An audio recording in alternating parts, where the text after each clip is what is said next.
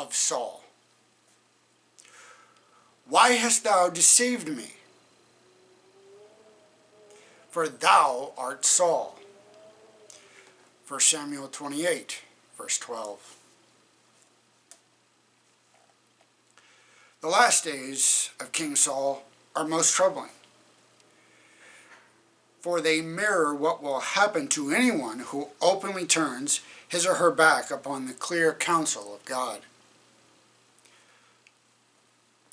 On the plain of Jezreel, the armies of the Philistines and the armies of the Israelites had gathered for a decisive battle. At the same site, years before, Gideon, with his 300, had overwhelmed the Midianites. But the spirit that stirred Gideon was far different than the spirit that inspired Saul, who realized that God had forsaken him. He was afraid, and his heart greatly trembled.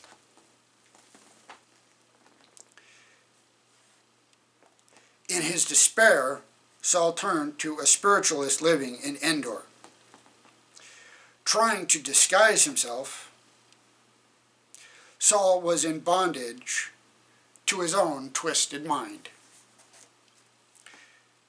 The spiritualist was not fooled, yet she practiced her supernatural power.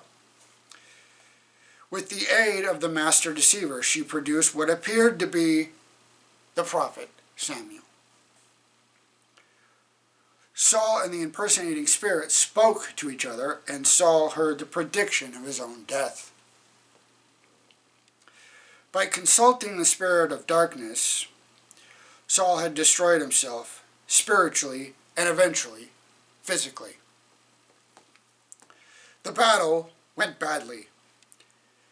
His 3 sons killed, Saul wounded. The king took his own life by falling on a sword, thus ending his life in failure, dishonor, and despair. All through his course of rebellion, Saul had been flattered and deceived by Satan.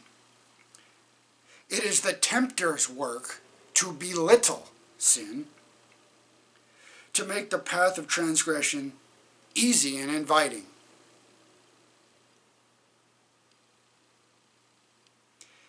As if it already isn't easy enough. To blind the mind to the warnings and threatenings of the Lord. Satan, by his bewitching power, led Saul to justify himself in defiance of Samuel's reproofs and warnings. But now, in his extremity, he turned upon himself, presenting the enormity of his sin and the hopelessness of pardon.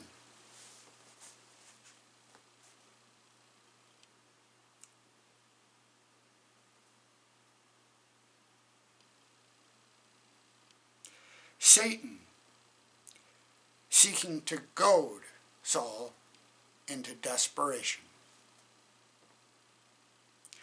Nothing could have been better chosen to destroy his courage and confuse his judgment, or to drive him